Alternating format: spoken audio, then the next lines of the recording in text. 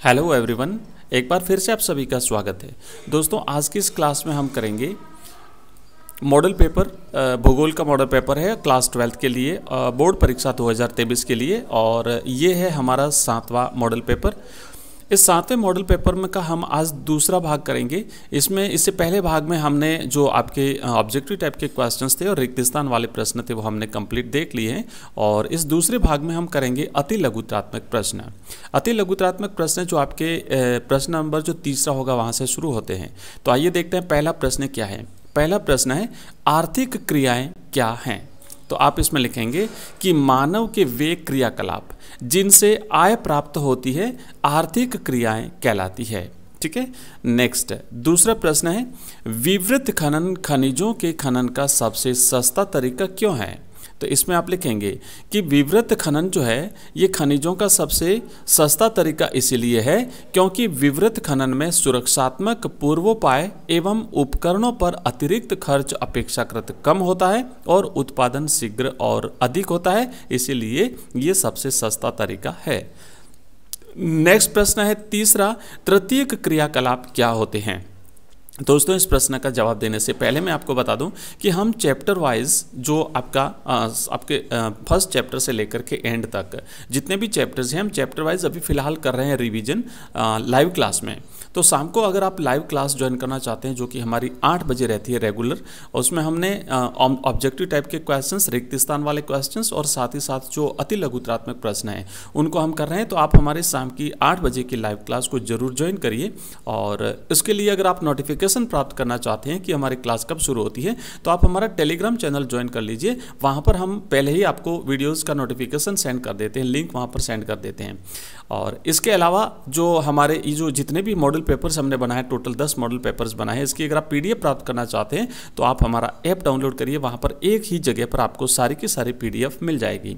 आइए आगे बढ़ते हैं। तीसरा प्रश्न देखते हैं कि तृतीयक क्रियाकलाप क्या होते हैं। देखिए, अर्थव्यवस्था में विभिन्न जो गतिविधियां की जाती है ना, मतलब जो क्रियाएं जिनमें मनुष्य संलग्न रहता है, तो उनको अलग अलग क्षेत्रों में विभाजित किया है, जैसे प्रथमक क्रियाएं, द्वितीयक क्रियाएं, तृतीयक क्रियाएं, चतुर्थ, पंचमक, इस तरीके से। तो जो तृतीयक क्रिया होती है वो सेवा सेक्टर से संबंधित ऐसे क्षेत्र हैं जिनमें मूर्त वस्तुओं के उत्पादन की अपेक्षा सेवाओं का व्यावसायिक उत्पादन होता है, वो तृतीयक क्रियाकलाप के अंतर्गत आते हैं। इसमें मतलब सेवाएं प्रोवाइड की जाती हैं, वस्तुओं का उत्पादन नहीं होता है बल्कि सेवाओं को जो है वो प्रदान किया जाता है, ये तृतीयक क्षेत्र कहलाता है।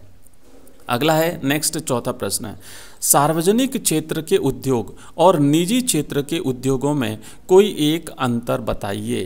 तो आप यहाँ पे लिखेंगे कि सार्वजनिक क्षेत्र के उद्योग सरकार के अधीन होते हैं जबकि निजी क्षेत्र के उद्योगों का स्वामित्व व्यक्तिगत निवेशकों के पास होता है। बिल्कुल सिंपल सा आंसर लिखना है आपको, इस निश्चित रूप से आपको पूरे में से पूरे नंबर मिलेंगे।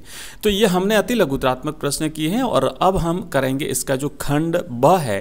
खंड ब का पहला प्रश्न है लघुत्रात्मक प्रश्न, रुको और जाओ निश्चयवाद की विचारधारा को स्पष्ट कीजिए। हमने जो ये चैप्टर पढ़ा था उसमें हमने कंप्लीट इसकी समरी भी पढ़ते हैं, साथ ही साथ लाइव क्लास में फिर हम इसका ऑब्जेक्टिव टाइप के क्वेश्चंस भी करते हैं। तो ये जो चैप्टर है इसमें आपको बताना है कि रुको और जाओ निश्चयवाद क्या है, इसको स्पष्ट करना है। तो आप लिखेंगे कि ग्रिफिथ टेलर ने नव निश्चयवाद की विचारधारा का 1948 में प्रतिपादन किया। इस विचारधारा को रुको और जाओ निश्चयवाद के नाम से जाना जाता है। उनके मतानुसार न तो प्रकृति का मानव पर पूर्ण नियंत्रण है और न ही मानव प्रकृति पर विजय प्राप्त कर सकता है। मतलब एक बीच का रास्ता जो है वो अपनाने पर बल देते हैं। मानव को प्रकृति का सहयोग प्राप्त करने के लिए उसके द्वारा निर्धारित सीमाओं को नहीं तोड़ना चाहिए।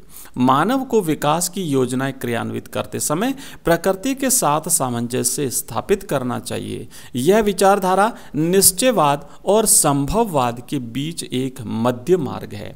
तो ये है रुको और जाओ निश्चयवाद विचारधारा, जो कि ग्रिफिथ टेलर के द्वारा दी गई है। अगला प्रश्न है हमारा 5वां, आपके अनुसार नव निश्चयवाद का क्या महत्व है?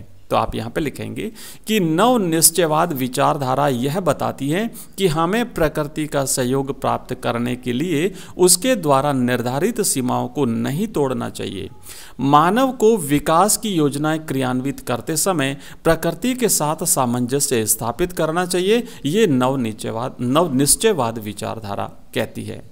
अगला प्रश्न है छठा, ग्रामीण बस्तियों की समस्याओं को दूर करने के कोई 3 उपाय समझाइए। तो ग्रामीण बस्तियों की जो समस्या होती है उन्हें दूर करने के जो उपाय हैं उसमें पहला आप लिखेंगे कि ग्रामीण बस्तियों में पर्याप्त जल की आपूर्ति की जाए। दूसरा है शौच घर और कूड़ा कचरा निस्तारण की सुविधाएं उपलब्ध कराई जाए। और नेक्स्ट है पक्की सड़कें और आधुनिक संचार के साधनों की व्यवस्था की जाए। कई प्रकार की समस्या है, उसमें से आपको ये 3 जो है वो लिखनी है। आप हमारा टेलीग्राम चैनल ज्वाइन कर लीजिए और साथ ही साथ हमारा ऐप ज्वाइन कर लीजिए, जहां पर आपको ऑनलाइन टेस्ट देने की सुविधा हमने प्रोवाइड कराई है, अगर आप ऑनलाइन टेस्ट दे करके अपनी तैयारी को परखना चाहते हैं।